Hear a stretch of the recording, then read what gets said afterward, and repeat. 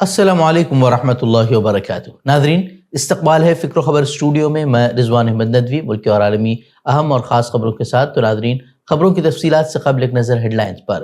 دہلی میں فضائی آلودگی خطرناک سطح پر، AQI 722 تک پہنچا، سکولز ہائیبرڈ موڈ میں منتقل۔ لال قلعہ دھماکہ، وزیر داخلہ کی ہائی لیول میٹنگ، تحقیقات NIA کے سپرد۔ کیرل کے نوجوان کے ساتھ دہلی میں مار پیٹ معاملے پر سپریم کورٹ کا سخت نوٹس، نسلی امتیاز اور طلبہ پر تشدد کو قرار دیا ناقابل قبول۔ بہار اسمبلی انتخابات میں ریکارڈ ووٹنگ، ایگزٹ پولز میں NDA کی برتری، انڈیا اتحاد نے ایگزٹ پول کو کیا مسترد۔ جموں کشمیر میں ہائی الرٹ، کولگام اور شوپیاں میں جماعت اسلامی کے خلاف بڑی چھاپہ مار کارروائیاں۔ لال قلعہ بم دھماکہ معاملے کو انتخابات سے جوڑنا پڑا بھاری، آسام میں سابق اسکول پرنسپل حراست میں۔ قابل اسرائیل کی رکاوٹیں غزہ کے بچوں کی زندگیوں کے لیے بنی جان لیوا، بچوں کے دودھ اور ویکسین سرنجوں کی فراہمی تک اسرائیل نے روکی۔ بڑھتے خبروں کی تفصیلات کی طرف۔ لال قلعے کے قریب پیر کی شام ہونے والے کار بم دھماکے کی نوعیت منگل کو زائد از 24 گھنٹے گزر جانے کے باوجود واضح نہیں ہو پائی تھی۔ البتہ وزیر داخلہ امت شاہ نے سیکیورٹی سے متعلق کئی اعلیٰ سطحی میٹنگ کے بعد اس کی جانچ NIA کے سپرد کر دی ہے۔ یہ اس بات کا اشارہ ہے کہ حکومت اسے دہشت گردانہ حملے کے طور پر ہی دیکھ رہی ہے، کیونکہ یہ باتیں اب کہی جا رہی ہیں کہ بم ٹرانسپورٹ کے دوران قبل از وقت پھٹ گیا تھا۔ تفتیش کاروں کا خیال ہے کہ فرید آباد میں دہشت گردوں کے ماڈیول کا پردہ فاش ہونے کے بعد یہ حملہ عجلت میں کیا گیا ہے۔ شبہ ظاہر کیا جا رہا ہے کہ کار ڈاکٹر عمر نبی چلا رہا تھا، جو پیر کو دہشت گردی کے شبے میں گرفتار ہونے والے ڈاکٹرز کا ساتھی ہے۔ پولیس کا کہنا ہے کہ عمر نبی نے دھماکے سے کچھ ہی لمحے پہلے انٹرنیٹ پر سرچ کیا تھا فرید آباد اریسٹ ٹوڈے، یعنی فرید آباد میں جو گرفتاریاں ہوئی تھی اس کے تعلق سے وہ سرچ کر رہا تھا۔ اسی بنا پر یہ کہا جا رہا ہے کہ وہ یہ جاننا چاہ رہا تھا کہ اس کے ساتھی پکڑے گئے ہیں یا نہیں، اور اسی گھبراہٹ میں شاید وہ بم کو جلد بازی میں منتقل کرنے کی کوشش کر بیٹھا۔ اس طرح کے دعوے جو ہے وہ کیے جا رہے ہیں۔ اور دہلی پولیس کے مطابق دھماکے میں استعمال شدہ IED نامکمل تھا، اسی وجہ سے اس کا اثر جو ہے وہ محدود رہا۔ وہیں پلوامہ میں پولیس نے عمر نبی کے گھر پر چھاپہ مار کر اس کی والدہ کا DNA نمونہ لیا ہے تاکہ لاش کی شناخت کی جا سکے۔ دعویٰ کیا جا رہا ہے کہ عمر نبی جنوبی کشمیر کے ایک نیٹ ورک سے جڑا ہوا تھا جو فرید آباد میں پکڑے گئے وائٹ کالر دہشت گرد ماڈیول سے منسلک تھا۔ اور اب اس معاملے کی تفتیش نیشنل انویسٹیگیشن ایجنسی کے سپرد کر دی گئی ہے۔ لال قلعے کے اطراف آج بھی خاموشی ہے، مگر اس خاموشی کے پیچھے ایک سوال اب بھی گونج رہا ہے کہ یہ محض ایک حادثہ تھا یا ایک بڑی سازش۔ کار بم دھماکے کے بعد جموں کشمیر میں سیکیورٹی فورسز نے ہائی الرٹ جاری کر دیا ہے۔ جنوبی کشمیر کے کولگام میں پولیس نے جماعت اسلامی کے خلاف 200 سے زائد مقامات پر چھاپے مارے ہیں، جبکہ 500 سے زائد افراد سے پوچھ تاچھ کی گئی ہے۔ سوپور، شوپیاں اور اننت ناگ میں بھی بیک وقت کارروائیاں ہوئی ہیں، جن میں متعدد گھروں اور دفاتر کی تلاشی لی گئی۔ پولیس کے مطابق چھاپوں کے دوران قابل اعتراض مواد، ڈیجیٹل آلات اور دستاویزات ضبط کی گئی ہیں۔ ذرائع کا کہنا ہے کہ دہلی دھماکے کی تحقیقات میں کشمیر سے ممکنہ روابط کے اشارے ملنے کے بعد یہ کارروائیاں تیز کی گئی ہیں۔ جموں کشمیر بھر میں اس وقت سخت سیکیورٹی انتظامات نافذ کیے گئے ہیں۔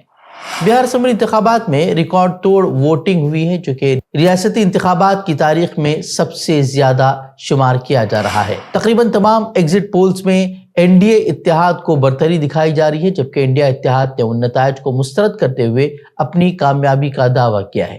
انتخابی تجزیوں کے مطابق خواتین ووٹروں نے بڑھ چڑھ کر حصہ لیا ہے، اور بعض سرویز میں دعویٰ کیا گیا ہے کہ 60% خواتین نے NDA کو ووٹ دیا ہے۔ یہ دعویٰ کیا جا رہا ہے کہ خواتین کے اکاؤنٹ میں جو پیسے ڈالے گئے تھے انتخابات سے قبل NDA کی جانب سے، اس نے اس رجحان کو مزید تقویت دی ہے۔ وہ RJD نے اپنے کارکنان کو ہدایت دی ہے کہ وہ اسٹرانگ روم کے باہر سختی سے کھڑے رہیں اور چوکنا رہیں، کیونکہ انتظامیہ ووٹ چوری کی کوشش کر سکتے ہیں۔ اس طرح کا الزام جو ہے وہ RJD کی جانب سے لگایا جا رہا ہے۔ سپریم کورٹ نے تمل ناڈو اور مغربی بنگال میں ووٹر فہرست کی خصوصی گہری نظر ثانی کے عمل کو چیلنج کرنے والی عرضیوں پر الیکشن کمیشن سے 2 ہفتوں میں جواب طلب کیا ہے۔ یہ عرضیاں DMK، TMC، کانگریس اور CPM کی جانب سے دائر کی گئی تھی۔ عدالت نے مدراس اور کولکتہ ہائی کورٹ کو اس معاملے میں مزید کارروائی سے روک دیا ہے اور AIADMK کو فریق بننے کی اجازت دی ہے۔ کپل سبل نے الیکشن کمیشن پر ضابطوں کی خلاف ورزی اور بارش کے موسم میں جلد بازی کا الزام عائد کیا ہے، تاہم جسٹس سوریہ کانت نے کہا کہ کمیشن ایک آئینی ادارہ ہے اور اگر کوئی بے ضابطگی ثابت ہوئی تو عدالت پورا عمل کالعدم قرار دے سکتی ہے۔ سپریم کورٹ نے دہلی میں کیرل کے 2 طلباء کے ساتھ مار پیٹ اور نسلی امتیاز کے واقعے پر سخت تشویش ظاہر کی ہے۔ عدالت نے کہا کہ یہ ناقابل قبول ہے کہ ہمارے ملک میں لوگوں کو ثقافتی یا نسلی فرق کی بنیاد پر نشانہ بنایا جائے۔ انہوں نے یہ بھی کہا کہ ہم ایک ہی ملک ہیں۔ بتا دیں کہ دہلی میں لال قلعے کے قریب طلباء کو ہندی بولنے پر مجبور کیا گیا اور لنگی پہننے پر ان کا مذاق اڑایا گیا تھا۔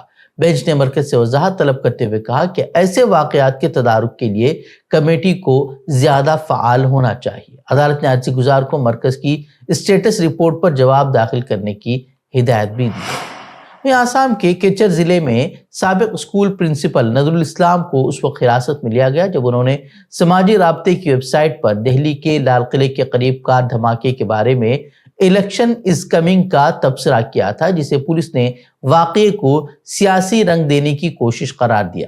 پولیس نے کہا کہ اس نوعیت کے بیانات فرقہ وارانہ تقسیم پیدا کر سکتے ہیں، اس لیے انہیں روکنے کے لیے سوشل میڈیا سیل نے نوٹس لیا اور ملزم سے اس معاملے میں تفتیش کی جا رہی ہے۔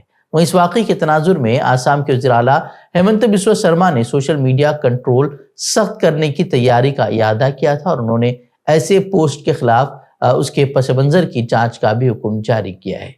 اور پاکستان کی دارالحکومت اسلام آباد میں عدالت کے باہر ہوئے خودکش حملے نے 12 زندگیاں نکل لی، لیکن حملے کے فوراً بعد پاکستان کے وزیر اعظم شہباز شریف نے الزام عائد کیا کہ اس حملے میں بھارت کی حمایت سے سرگرم گروپ ملوث ہیں۔ یہ بیان آتے ہی نئی دہلی نے شدید رد عمل دیا۔ بھارت کی وزارت خارجہ کے ترجمان رندھیر جیسوال نے اسے پاکستان کی فریبی قیادت کا پرانا حربہ قرار دیا اور کہا کہ یہ اندرونی بحرانوں سے عوام کی توجہ ہٹانے کی کوشش ہے۔ انہوں نے واضح کیا کہ بھارت ان بے بنیاد اور من گھڑت الزامات کو مکمل طور پر مسترد کرتا ہے، جبکہ دوسری جانب پاکستان کے وزیر دفاع خواجہ آصف نے یہ بیان دیا کہ افغان طالبان نے اس دھماکے کے ذریعے پیغام دیا ہے، جبکہ شہباز شریف نے براہ راست الزام وہ بھارت پر دھر دیا۔ قومی راجدھانی دہلی میں فضائی آلودگی خطرناک سطح پر پہنچ چکی ہے۔ بدھ کو AQI 722 درج کیا گیا، جو کہ انسانی صحت کے لیے انتہائی مضر ہے۔ سردی کے بڑھنے کے ساتھ اسموگ اور دھند نے شہریوں کا سانس لینا دشوار بنا دیا ہے۔ آلودگی پر قابو پانے کے لیے نافذ گریپ 3 کے باوجود بہتری نظر نہیں آ رہی۔ PM 2.5 کی سطح 539 اور PM 10 کی 722 ریکارڈ ہوئی ہے۔ حالات کے پیش نظر دہلی میں 5ویں جماعت تک کے اسکولوں کو ہائبرڈ موڈ میں چلانے کا حکم جاری کیا گیا ہے۔ محکمہ موسمیات کے مطابق آئندہ 3 سے 4 دنوں تک کوئی بڑی راحت ممکن نہیں ہے۔